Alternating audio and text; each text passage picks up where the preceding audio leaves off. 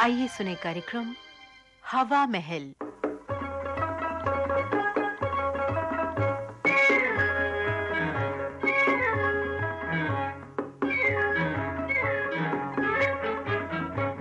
आज के हवा महल कार्यक्रम में सुनिए प्रहसन सुपर डंडा। इसके लेखक हैं परवेज वाई मेहदी।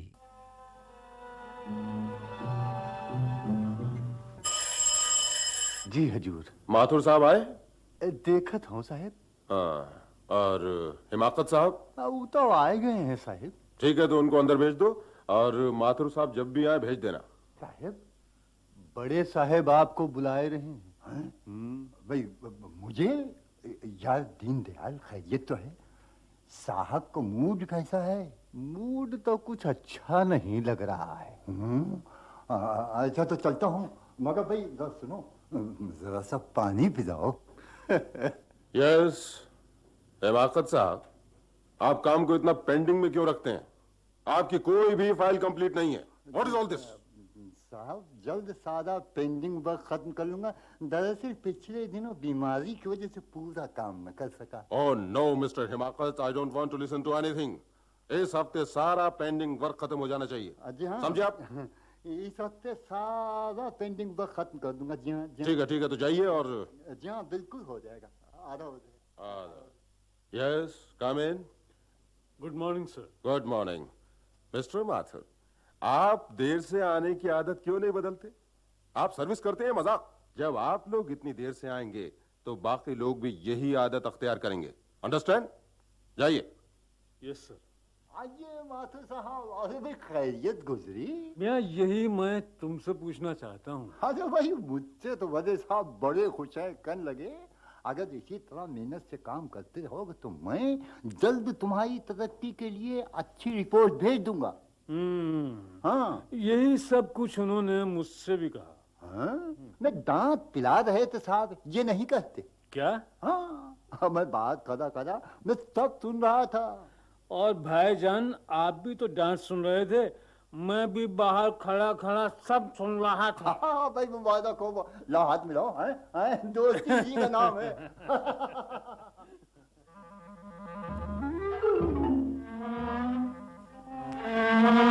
निर्मला, सर में बड़ा दर्द हो रहा है।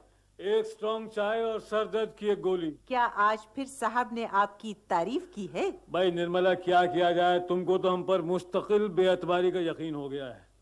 काम ज्यादा था, 2 घंटे ज्यादा काम करके आया हूँ। मेरा ख्याल है दफ्तर में आप और आपके दोस्त हिमाकत भाई ही ज्यादा काम करते हैं। मगर अब जल्द चाय नाश्ता ले आइए। आप हाथ मुंह धोकर आइए, मैं चाय लाई। ओहो।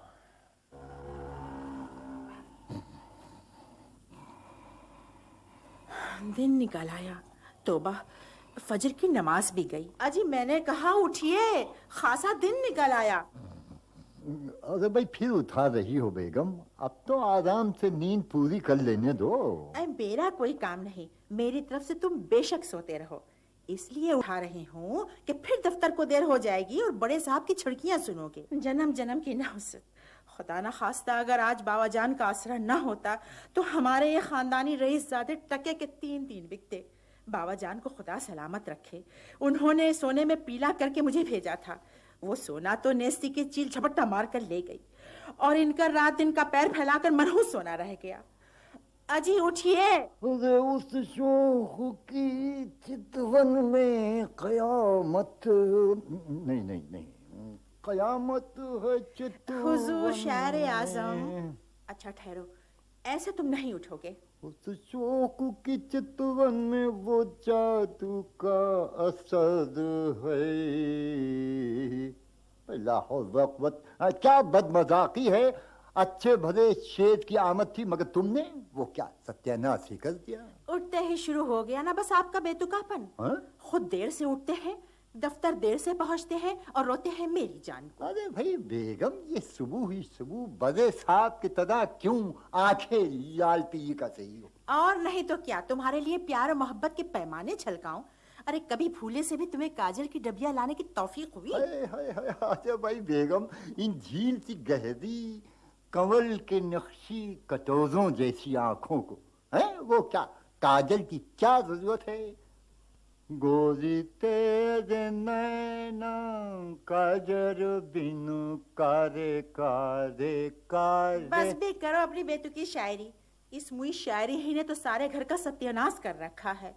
वो तो बाबा जान को खुदा हजारी उम्र दे अरे जो बल्कि करोड़ी उम्र दे, मगर ये सुबह सुबह बाबा जान की शान में कसीदे क्यों पसे जा रहे हैं? बाबा जान का आसरा ही तो है, तभी तो आप पैर फैलाकर चैन की बंसरी बजाते हैं। 600 रुपये में घर की गाड़ी नहीं चल सकती। बाबा जान अगर बच्चों की पढ़ाई लिखाई की जिम्मेदारी न ले लेते तो मालूम हो जाता आटे दाल का भाव। फिर देखती तुम्हारे ये आए दिन के मुशायरे कैसे जमते और कैसे चहकती तुम्हारी शायरी की अरे बुलबुल। भाई मगर तू बात बात में मेरी शायरी की टांग मत घसी तो। किस काम की ऐसी शायरी जिससे 2 कौड़ी की आमदनी भी ना हो? अरे भाई अब तो सरासर इल्जाम है ये तुम्हारा मुझ पर बेगम। हैं वो क्या, उस दिन ही तो रेडियो के मुशायरे से कितने 60 रुपए लाकर झोली में डाले थे। क्या कहने आपकी फैयाजी के, जैसे मैं फिकारन हूँ कि झोली फैलाए बैठी थी कि कब सरकार रेडियो पर गजल पढ़कर 60 रुपए मेरी झोली में डाले। आपको याद नहीं कि आपकी गजल रेडियो से नश्र होने की खुशी में आपके मुफ्त खोर दोस्तों की दावत पर पूरे 100 रुपए खर्च हुए थे। हाँ? वो कहाँ से आए थे?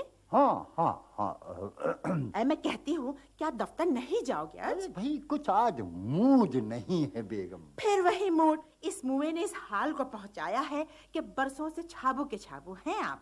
जरा अपने दफ्तर के साथियों को तो देखो, देखते देखते ही वो बन गए वो क्या वो सुपरिंटेंडेंट। सुपरिंटेंडेंट है। हाँ, अच्छा हाँ। भाई या क्यों कोई क्या नया ओहदा इजाद हुआ है बेगम?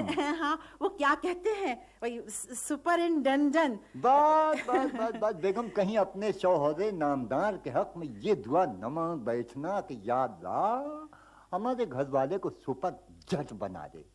वैसे बेगम आप ये नहीं जानती कि इन दिनों बंदा सुपर दंडेही के फराइज अंजाम दे रहा है। ऐ बस अब ज्यादा शेखी मत भगा रहो। यहाँ तो ये हसरत ही रह गई कि कभी तुम्हें भी तरक्की मिलती, मगर हमारे ऐसे नसीब कहाँ। तरक्की मिलती है उन्हें जो दफ्तर में वक्त के पाबंद होते हैं। अरे भाई मोहतरमा बैठे बैठे लेक्चर ही झाड़े जाओगी कि मैं कुछ नाश्ते का इंतजाम भी करोगी? ए लो, तुम्हारी बातों में ऐसे उलझ गई कि नाश्ता बनाना ही भूल गई। जी अब नाश्ता बनाने की जरूरत नहीं है, ये जहमत न कीजिए, हम तैयार होकर चले। ऐ तुम तैयार तो हो लो जब तक नाश्ता भी तैयार हुआ जाता है। ना अब तो जाते हैं मैं कदे से मीर, अब भाई फिर मिलेंगे अगर खुदा लाया।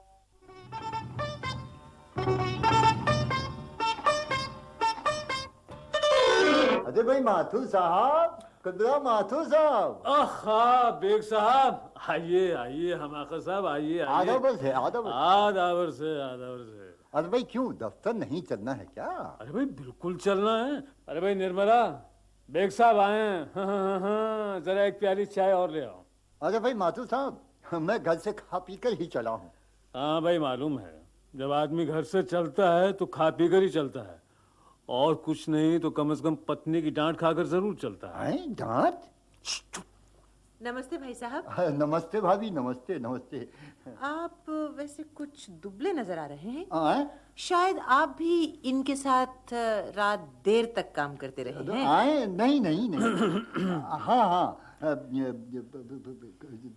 इसका मतलब ये हुआ कि आप दोनों की तरक्की एक साथ होने वाली थी। तो तरक्की दोनों की? भाई माथुर। हाँ जी हाँ। और यार हाँ हमाकत बेग, यार क्या बताएं, आजकल काम बहुत है ना। हाँ बहुत काम है। और फिर अपनी सालाना रिपोर्ट भी तो ऑफिस जाने वाली है। हाँ। अब भाई निर्मला जरा एक गिलास पानी तो लाना। जी बहुत अच्छा, अभी लाई। अम्मा हमाकत, अकल के पुतले, चुपचाप हाँ में हाँ मिलाओ। हाँ। लीजिए पानी लीजिए। भाभी, अरे भाई वाकई आजकल बहुत काम है, दम लेने की फुर्सत नहीं, और खास तौर पर माथुर साहब का तो बहुत ही बुरा हाल है। वो क्या बेचारे को फिराद केस का इंचार्ज बना दिया गया है। अच्छा मैं भी चलूँ, यूं ही काफी देर हो गई है। मगर चाय तो पीते जाइए। अरे भाई निर्मला, वक्त कहाँ है, तो चाय हम दफ्तर में पी लेंगे। आओ भाई बेग साहब आओ। हाँ अच्छा भाई, नमस्ते भाभी।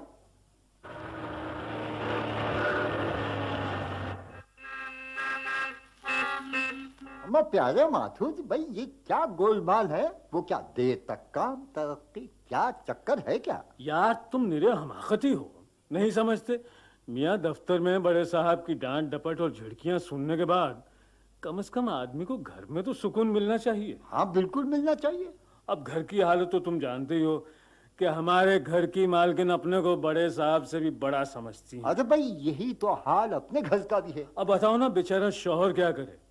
आखिर अपने हक के शौहरियत को हासिल करने के लिए देखो ना, दो चार झूठ तो बोलने ही पड़ते हैं। हाँ हाँ वरना अगर आदमी तुम्हारी तरह घर में भीगी बिल्ली बना रहे तो बस हो लिया जीना। हाँ, तो ये बात है। अरे भाई तुम्हारा जवाब नहीं, मैं वाकई घाटे में हम रहे। अगर पहले ये भेद हमको मालूम हो गया होता तो वो क्या, हम भी खुद को घर में बड़े साहब से कम न समझते। कोई बात नहीं, कोई बात नहीं, जहां से जागे वहीं से सवेरा। लाओ मेरा हाथ। लाओ हाथ मिलाओ। हाँ? हाँ? हाँ?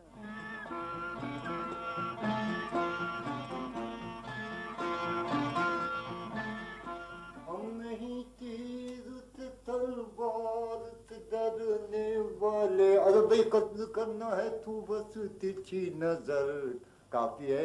अरे भाई बेगम जय इधर आइए। हैं? हमें नहीं सुनती? अरे भाई आइए ना बेगम, चलो। क्या है? घर में कदम रखते ही बस। अरे ये क्या, आज तो तुम्हारे तेवर ही निराले हैं। ये फूलों का हार, मिठाई का डब्बा, बात क्या है? बात बेगम मत पूछिए। अरे भाई धमाका कहिए, मुआवजा कहिए। जो खबर हम आपको सुनाने जा रहे हैं अल्लाह, अब बस भी कीजिए, साफ साफ बता डालिए ना। अरे भाई बेगम तुम कहा करती थी कि दफ्तर वाले हमारे काम की कदर नहीं करते। तो मैं मोहतरमा जरा गौर से देखिए, गर्दन में पड़े इस ताजे फूलों के मोटे गजले को और भारी भरकम मिठाई के डिब्बे को। और भाई ये खुल्लम खुल्ला इस बात का सबूत है कि आपके इस हकीर शौहर नामदार ने कामदार की कुर्सी पर बैठकर आज सुपरडेंट की हैसियत से वो काम अंजाम दिए कि खुश होकर दफ्तर के बड़े अफसर ने दफ्तर के मेरे साथियों के साथ मुझे एक जोरदार पार्टी दी। वो क्या है, और हमें इस तरह नवाजा कि अब हम हिमाकत बेग हिमाकत से हिमाकत नवाज खां हो गए। ताज्जुब है, मुझे यकीन नहीं आता। अम्मा बेग साहेब। ये कौन है? ये क्या माथुर? आइए माथुर भाई।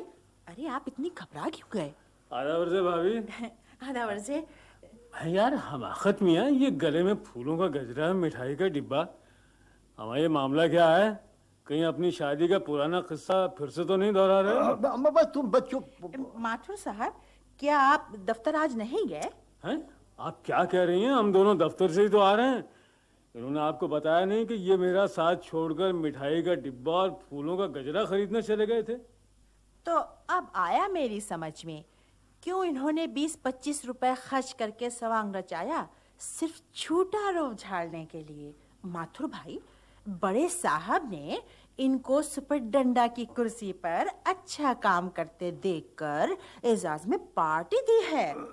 अरे यार माथुर भाई, तुमने सब गड़बड़ कर दी। जिस तरह तुम अपनी शायरी में फसड्डी हो, इस तरह अपने सुपरडंडे के सफेद झूठ में भी फिसड्डी हो।